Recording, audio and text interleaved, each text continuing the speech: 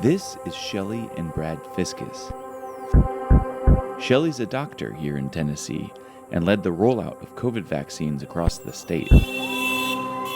It's been pretty intense. This is about control, compliance, and obedience. I'm very skeptical of the Department of Health right now. 1 in 475 or so Tennesseans is dead, and we're going to pretend like bodies aren't stacking up. Shelley's husband, Brad, sat on the local school board. No more masks! Keep it calm. No more masks! They see this as an opportunity to make a name for themselves. Ultimately, they are very toxic for our community. Everybody's taking notes. And I think for the kids, they don't have a voice in all this. Put on your mask and shut up and do as we say. The pandemic isn't over, but it's already changed everything. So I think it's a big experiment. We've never done this before. We have an infodemic. How do you know what information to believe, what information not to believe, what's real, what's not? This is real. It's Shelley and Brad's forever home. It's where they raise their kids and plan to spend their retirement. But plans change, especially during the pandemic. And this is Shelley and Brad taking it in one last time before they flee the state. I didn't choose this ending to this chapter, and I think I'll cry driving away.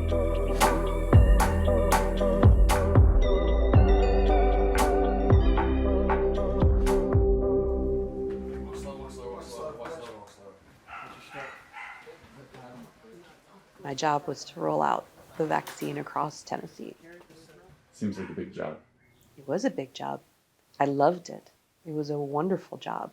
I really thought I would retire from this position.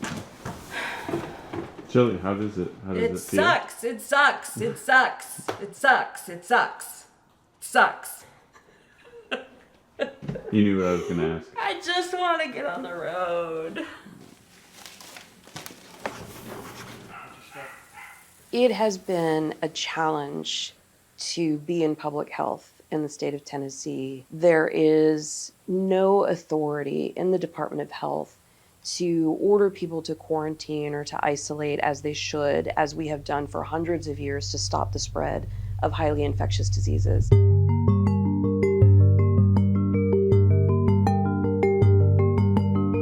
We have a supermajority of Republicans in our state legislature. We have a very far-right Republican governor.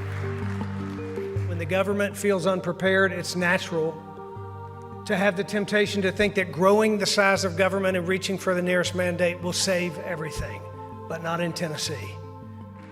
There is very much this, it is your choice if you wear a mask, it's your choice if you get vaccinated, and we're just gonna pretend that it's business as usual. There's no mask mandates. There's no hurry to get vaccinated because choice and liberty. Yeah, we've almost had the highest case count per population in the entire world for cases of COVID-19. And we would be told, no, you can't send out a message with a strong recommendation to get vaccinated. And I would go on these CDC calls and say, so our governor won't allow us to message about vaccination. What are other states doing? The folks at the CDC wouldn't even know what to say. As Tennessee woke up to a surge of COVID cases and deaths this summer, state lawmakers argued over a campaign to vaccinate children over 12, even though America's top drug agency had already declared it safe and effective. When you have advertisements like this, with a young girl with a patch on her arm, all smiling, that's peer pressure applied by the state of Tennessee, by your department. Republicans were also furious over an email Shelley wrote to doctors explaining a state rule that permitted them to vaccinate kids over 14 without parental consent. It's very disconcerting to see the letter from Dr. Fiscus. I am encouraging the Department of Health to back off. Things crumbled from there. The State Department of Health abandoned its vaccine outreach to teenagers, and Shelley was abruptly fired. The week before I was terminated from the state, an Amazon package arrived that had a dog muzzle in it, arrived at my desk. I fully expected that I would have graffiti on my garage door or that my mailbox would be bashed in. My husband had someone follow him from a school board meeting once and called me and said, I've got a tail. Is this an information war? I think media has had a huge negative influence.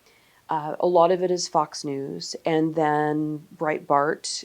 In a new study, Smith and 3 other medical experts prove what he and this show have been telling you for more than a year, that hydroxychloroquine can save lives. Ivermectin, hydroxychloroquine, there are other things available that people are choosing to use other than the shot. Ivermectin and hydroxychloroquine are approved drugs, just not for treating COVID, and federal scientists specifically warn they could be dangerous. Yet these alternative treatments have become hugely popular among vaccine skeptics in America. Their use fueled by misinformation spreading on social media. It's this nugget of truth and then a whole lot of inflammatory, amygdala-firing hyperbole. And it's not just Fox News. There are news agencies on the left that will also take a little nugget of truth and spin it up into something that is more salacious, and it is designed to manipulate. So it is a war. I visited Shelley and Brad in Tennessee on the very weekend they were packing up their home.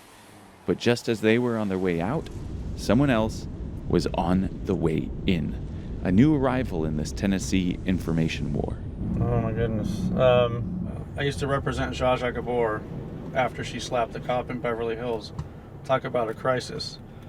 And 5 years later, she came up to me and she says, Michael, could you please help me? She says, I'm tired of being known as the lady who slapped the cop. Ready for this one? Okay, that's Michael, who is nice enough to hold one of my cameras. He's a publicist. And the driver is Rod Lunn, the man who hired Michael. I'm in the back filming and sitting next to Rod's fiancée, Morgan.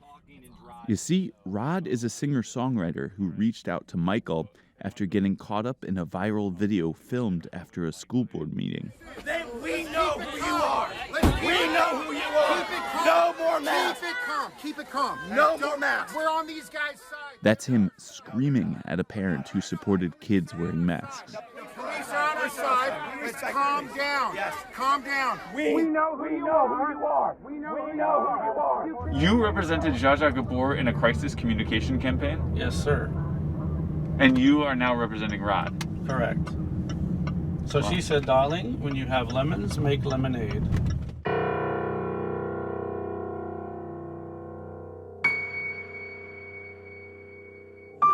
The more you can throw your butt in the back, the better posture you'll have. There you go. Cool. Is that okay? I was literally being canceled, threatened, etc. And I needed somebody that could obviously navigate through the hardships and what lied ahead. This is not, I've never been a hated person my whole life. I've actually been just the opposite. I mean, I write love songs. I'm just going to play verse, chorus, and then pick another song. That sounds good. Okay.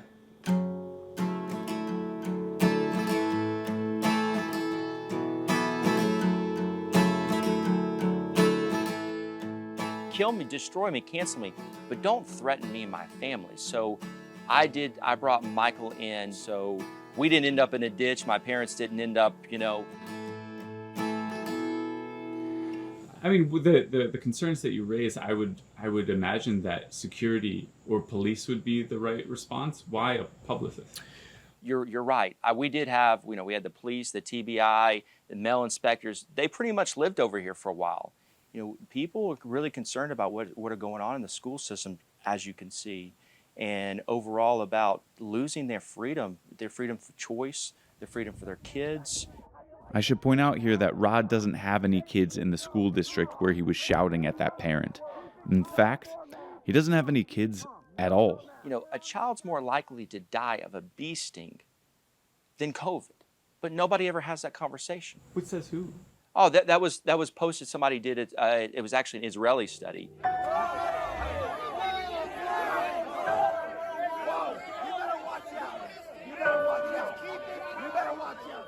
Going back to that video, you've got 20 people out of 2,000 that are speaking on behalf of the community.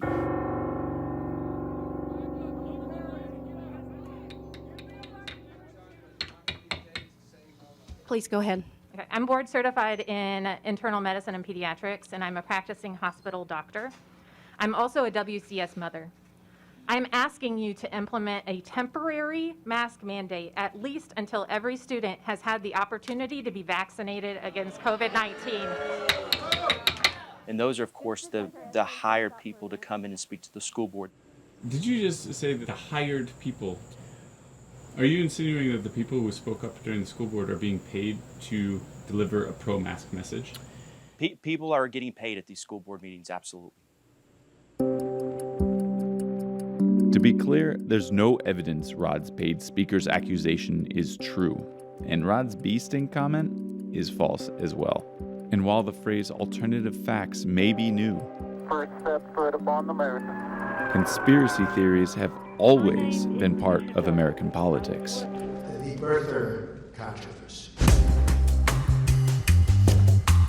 But in recent years, they've moved from the fringe to the mainstream.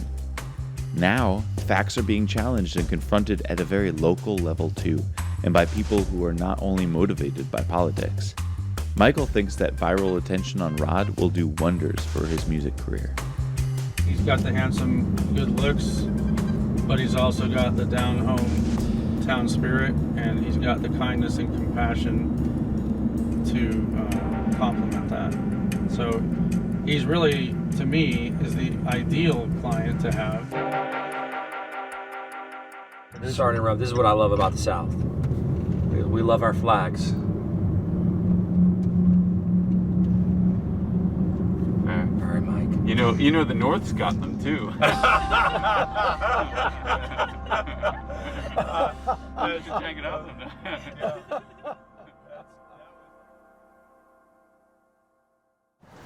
Could it lay there, and then I could put that suitcase maybe in my car on the floorboard? It's just crazy that Shelley's embroiled in what she is and with public health, and now my experiences in public ed have been impacted too by politics. Brad, Shelley's husband, was actually on the very school board that Rod was railing against. One family, two flashpoints in the COVID culture war. Mr. Fiscus? As we've been here this evening, the first thing that we must all acknowledge is that we want what's best for the children of WCS. I'm going to wait.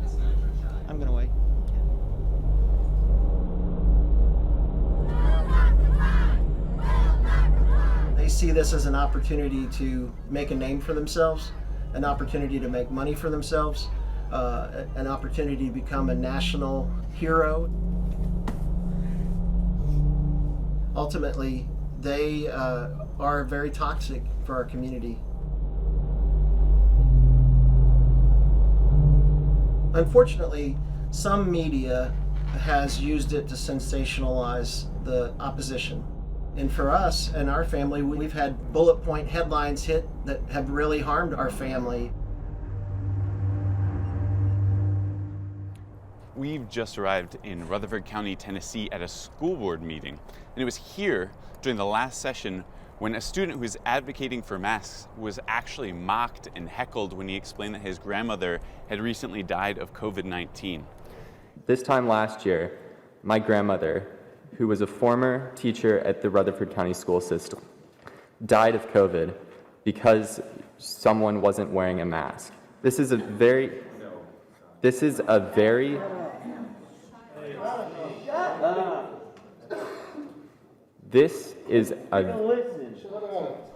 My question is when did school board meetings become these really heated hubs of debate around civil rights? Grew up with you, man. Grew up with you. I can stay here. And what was that last meeting like in comparison to this one? There was more people. You had a young man get up there and make a preposterous statement. An absolutely preposterous statement that some unknown, ambiguous, non-masker killed his grandmother. That's laughable. And then want to close the meeting up about transparency, and they won't let somebody talk. How is that transparent? This is disgusting. These people are sick. Some politicians are trying to turn public safety measures, that is children wearing masks in school, into political disputes for their own political gain.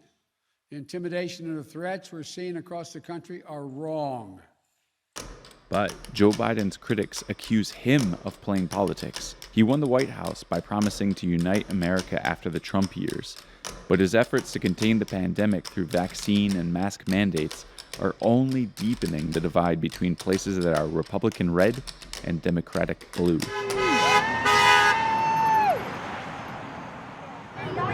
We moved here in June, and we moved here because, Orlando was way too blue for us. We wanted to come somewhere more conservative.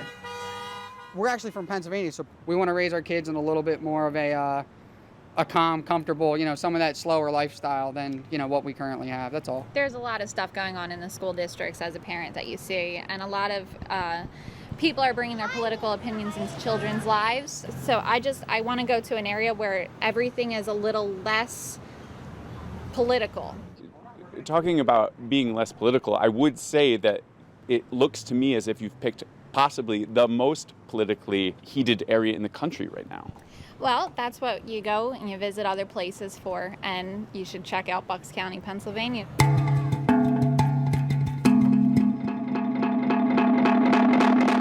Yeah, so this is disconcerting the way we're weaponizing public health.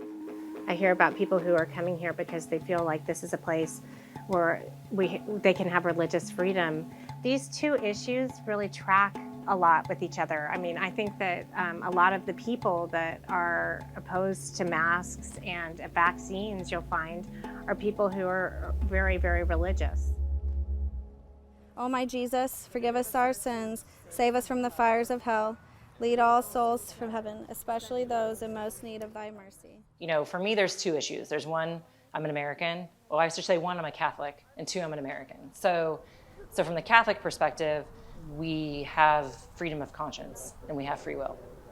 And especially when it comes to medical interventions. Our Father who art in heaven, hallowed be thy name. So I was born in California. My dad, ironically, worked for Johnson & Johnson. All right. How does he feel about the vaccines? Having worked for Johnson & Johnson. Yeah, no, not. Johnson & Johnson is not a favorable company in our view. So he has not taken it. Dad, you got a D? Was Tennessee more attractive because it is more conservative than the state of California? Partially, yes. We kept thinking like the way that California was going, and it was getting a little crazy and it was getting very expensive. In what way was California getting crazy? Various laws about education, and I don't know. That's a rabbit hole. Sarah's kids are inoculated for other diseases, but she says not enough is known about the COVID vaccine yet. She's also worried about the lack of research on masks. For an increase in the virtues of faith, hope, and charity. No one's ever worn masks for that many hours, for that many days, because I think it's a big experiment. And I don't think, we've never done this before, and I just don't think we know the overall long-term effects from it, from mentally, emotionally, physically. I just don't think we know. What we do know about COVID keeps evolving. The Centers for Disease Control says the approved vaccines are safe and effective, and that wearing masks indoors can help stop the spread of an outbreak. But missteps and mixed messages from the White House have caused confusion. And that's created an opportunity for others to fill in the gaps, from alternative treatments at wellness festivals. Zinc. Zinc is a very important one, but you have to have an ion carrier. This is crucial. To emerging politicians. Because we see what's coming. It's not just about a mask. In fact, this whole thing has nothing to do with a mask. I think everybody understands that, right? Such is the case with Robbie Starbuck, a music video producer, conservative influencer, and media mind from California, who is now running for a congressional seat in Tennessee. Do I have anything poking out of my pockets? Unlike Brad, Robbie's tale is typically the cameraman he's hired to follow him around. It's actually ammo and Well, cameraman and ammunition holder, apparently. That's something you don't see very much in California, is people carrying ammo on them. Yeah, I think there's the obvious point that when you have a large bullhorn, it's a lot easier to sort of attack the issues, you know. And I say attack the issues because I don't like to, you know, go and say, oh, I want to attack people. I don't want to attack people. Do you want to be on the side of good or evil? It's not even about Democrat, Republican anymore. This is about good and evil. It's about, do you want to be on that right side of history where you stood with freedom, where you stood with people? We may have very different points of view on certain other policies, but on this subject, on what we've been living through over 2 years. A lot of the stuff being sent to me, though, is being sent by people in the medical community. I mean, I can't tell you the number of doctors and nurses who've reached out in the last month because of vaccine mandates saying, I believe in the science of natural immunity. Are they reaching out to you specifically? specifically? Reaching out to me, yes. Why you? I couldn't tell you, aside from the fact that they're thankful that I fought for it. How many doctors are reaching out to you? I would say a significant number, and I can show you some of them off the record. 5? I could show you some of them off the record. Okay. I would say it's partly because we're building a movement. You know, I'm somebody who's fighting for them. Robbie did show me a few messages from doctors, but none that mention natural immunity. This political message clearly resonates with many Americans, and the backlash against perceived government overreach helped Republicans win big in a series of local and state elections across the country in November. But resistance to the vaccine has also come at a price in Tennessee. Each red dot here represents a life lost to COVID. The state's death toll has now passed 16,000. And while the number of COVID cases has gone up and down throughout the pandemic, this summer's surge in Tennessee was the first when vaccines were widely available. Almost 100 people a day were dying when I visited at the end of September. Of our hospitalizations, about 90% of them are unvaccinated people. People that get sick enough that they come to need me in the ICU, and when you actually talk to them, they say, I should have just gotten vaccinated. I should have been vaccinated. And then, you know, unfortunately, many of those people will succumb to their disease and they will die. People on both sides of the aisle have cited that the information coming out from the CDC has been a bit confusing. What do you say to that? We've talked about this in the medical world, is that we have an infodemic, meaning that we have just truckloads of information. And how do you know what information to believe, what information not to believe, what's real, what's not? And then the message from the CDC has changed over the course of time. And a lot of that change has occurred because we've gotten more information.